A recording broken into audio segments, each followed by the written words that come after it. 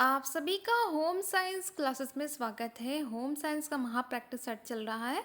आज से हमारा नया टॉपिक स्टार्ट हो रहा है, गृह व्यवस्था। होम मैनेजमेंट का टॉपिक स्टार्ट हो रहा है, जिसमें निर्णय क्रिया हमारा आज का टॉपिक है। ठीक है, तो चलिए आज का वीडियो स्टार्ट करते हैं। इससे पहले बहुत करा दिया गया, टेक्सटाइल का, फूड साइंस का करा दिया गया। प्लेलिस्ट में जाकर देख सकते हैं। तो पहला क्वेश्चन है, संकर्षण में से संदर्भित है। तो ये क्या होता है? ये होता है गतिविधि में अंतर्निष्ठ जड़त्व द्वारा खींचे जाने की फीलिंग कहलाती है। और दिए गए कार्य को पूरा करने की अंतर प्रेरणा, जो अंतर से जो प्रेरणा मिलती है, उसी को कहते हैं। यूजीसी नेट दिसंबर 2019 के पेपर में आया था। नेक्स्ट क्वेश्चन है, ग्रह रूपरेखा का निम्नलिखित कौन सा प्रकार द्विआयामी है? तो द्विआयामी फ्लोर रूपरेखा कहलाता है, जिसे प्लान कहते हैं। दूसरा है उत्तोलन, जिसे एलिवेशन रूपरेखा कहते हैं। तीसरा इसके अंतर्गत आता है सेक्शन रूपरेखा। ठीक है, द्विरूपी प्रणाली के अंतर्गत आता है। फिर आता है हमारा समय योजना बनाने में शामिल चरणों को सही क्रम में व्यवस्थित कीजिए। जो देखिए यूजीसी नेट दिसंबर 2019 के पेपर में आया था। तो समय योजना कैसे बनाई जाती है? इसमें सबसे पहले सभी लोचमय तथा आलोचमय गतिविधियों की सूची बनाए, जिसमें आप परिवर्तन कर सकते हैं और जिसमें परिवर्तन नहीं कर सकते। ठीक है, उसका पहले आपको सूची बनाना होगा। उसके बाद प्रत्येक गतिविधि के लिए आवश्यक अनुमानित समय, तो एक काम के लिए कितने मिनट लगेंगे, जैसे घर की साफ सफाई में, खाना बनाने में कितना टाइम लगेगा, आपको उसका अनुमान लगाना होगा। ठीक है, ये दूसरा चरण हो गया। तीसरा इसमें क्या है, उपलब्ध समय को कुल अनुमानित समय के साथ संतुलित करना। आपके पास समझ जाए 1 घंटा है और आपने अनुमानित लगा कि इतने 5-6 मतलब 6 काम है, उसमें पूरे 1 घंटा का समय लगेगा। ठीक है, तो 1 घंटे में आपको इतने सारे 6 काम करने हैं और आपने सोचा कि हाँ 1 ही घंटा लगेगा। 1 घंटे से ज़्यादा लगेगा तो आपको कोई काम ऐसा होगा जिसको आप कम समय में करने की कोशिश करेंगे, तो उसको आप करेंगे। समय का इसी को कहते हैं समय योजना बनाना, कि आपको 1 घंटे में 6 काम करने हैं। ठीक है, 6 काम में आपके पास 1 घंटे का समय है और 6 काम है, तो 1 घंटे में 6 काम करने हैं। तो इसी को योजना बना के करेंगे तो आप आसानी से अपने लक्ष्य तक पहुंच जाएंगे। फिर क्या आता है, अभी क्या हो गया हमारा समय, हाँ यहाँ तक हो गया। ठीक है, अब क्या करना है हमें,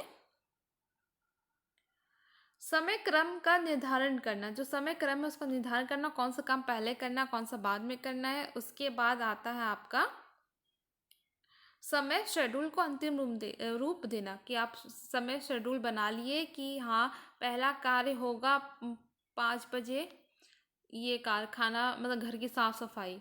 फिर दूसरा कार्य होगा 5:10 पे, मतलब 10 मिनट आपने उसको एक काम को दिया, 20 मिनट एक काम को दिया। ऐसे करते करते आपको 1 घंटे में जो काम आपको करना है वो समय शेड्यूल बना दिए, आपको उसी के अकॉर्डिंग सारे काम करना है। फिर आता हमारा नेक्स्ट क्वेश्चन, डैश में परिवार का लक्ष्य पूरा करने हेतु परिवार के साधन का उपयोग करने का निर्णय लेने की प्रक्रिया की माला को कहते हैं। उसे कहते हैं गृह प्रबंध, होम मैनेजमेंट कहते हैं। इसी में होम मैनेजमेंट क्या होता है, परिवार का लक्ष्य पूरा करने के साधन सारे, आपका कौन सा कार्य करना, कौन सा नहीं करना, कैसे करना, क्यों करना है, सभी इसी के अंतर्गत आता है। देख लीजिए, ये पेपर DSSB PGT 2018 के में आया था। प्रबंध, जो प्रबंधन विज्ञान और कला दोनों है, क्या है, ये सहमत, मतलब दोनों हो जाए, प्रबंध विज्ञान और कला दोनों ही होता है।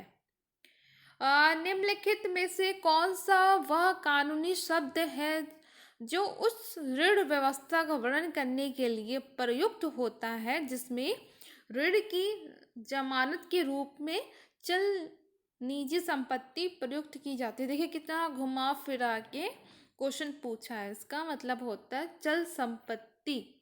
ठीक है,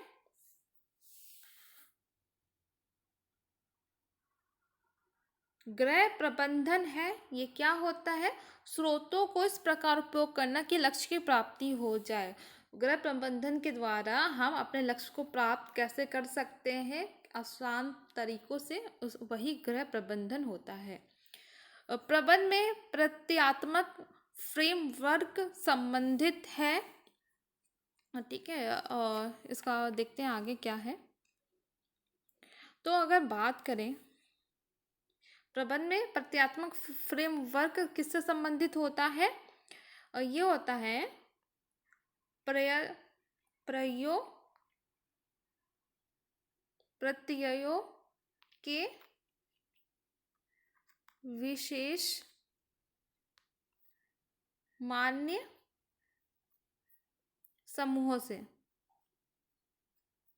ठीक है, देख लेते हैं आंसर यहाँ पे। देखिए, प्रत्ययों के विशेष मान्य समूहों से होता है। जीआईसी 2017 के पेपर में आया था। प्रबंधन है मानसिक प्रक्रिया होती है। निर्णय प्रक्रिया को प्रभावित करने वाला तत्व नहीं है पूछा है तो योजना है, ये प्रभावित नहीं करता, लेकिन ज्ञान, मूल्य, पारिवारिक संसाधन सारे होने चाहिए। मांग का नियम आधारित है सीमांत उपयोगिता पर। कितनी उपयोगिता है उस हिसाब से इसका मांग बढ़ती है। ठीक है, सप्लाई और डिमांड। प्रेरणा को समझने के लिए प्रमुख प्रत्यय है पास का वातावरण, समाज, मूल्य, लक्ष्य स्तर। आपका वातावरण कैसा है, समाज में समाज भी उसको क्या करता है, प्रभावित करता है। मूल्य आपका क्या है, लक्ष्य क्या है, स्तर क्या है, सभी आपको प्रेरणा को प्रभावित करते हैं समझने के लिए। वह प्रक्रिया जो योजना को इच्छित परिणामों तक पहुंचाने हेतु दिशा प्रदान करती है वो कहलाती है नियंत्रण। ये सब कुछ आपको पढ़ाया गया है मैनेजमेंट अच्छे से, आप जरूर उसको पहले पढ़ लेना, फिर यहाँ पे आप प्रैक्टिस करें। गृह प्रबंध एक व्यवहारिक विज्ञान है या किसका कथन है, ये कॉटिज़न का कथन है। कभी कभी आपका परिभाषा पूछ लेता है एग्जाम में। निम्नलिखित में से कौन सा व्यवस्थापन का मुख्य अगोचर उपकरण है? निर्णय प्रक्रिया। पहले निर्णय ही बहुत इंपॉर्टेंट होता है। गृह प्रबंधन है मानसिक प्रक्रिया। पाठचर्या योजना का सही अनुक्रम है। तो इसमें सबसे पहले आपका आएगा पाठचर्या की ज़रूरतों पर विचार करना, कौन कौन से पाठ आवश्यक है। ठीक है, उसके बाद आता है प्रारंभिक उपयोगिता पाठचर्या, जो उपयोगिता के अनुसार, ये दूसरा आ गया। तीसरा है आरंभिक पाठचर्या का प्रयोग करना। चौथा आ गया प्रायोगिक पाठचर्या का मूल्यांकन करना। ये सही क्रम है। फिर आता है एक उद्यम में प्रोत्साहनों के नियोजन के निम्नलिखित सोपानों को अनुक्रमित रूप से व्यवस्थित करें। तो देखते हैं, यहाँ पूरे ऑप्शंस हैं लेकिन इसमें से बताना सही अनुक्रम आपको। तो इसमें सबसे पहला आएगा उद्देश्यों का चयन करना। पहले उद्देश्य क्या है उसका चयन किया जाता है, फिर उसके बाद आएगा उपलब्धि का माप करना, आपके पास उपलब्धि क्या क्या है। उसके बाद तीसरा आएगा उपलब्धि पुरस्कार संबंध तैयार करना। चौथा व्यवस्था की डिजाइनिंग। ये सही क्रम है।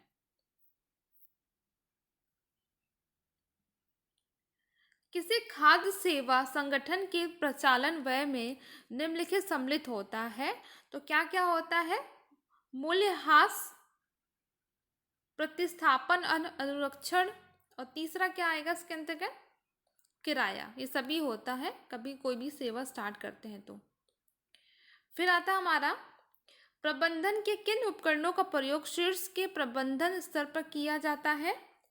तो इसमें आएगा विक्रय आयोजना, और इसके अंतर्गत आएगा विस्तरण, फिर लीडरशिप, ये तीनों आएंगे इसके अंतर्गत।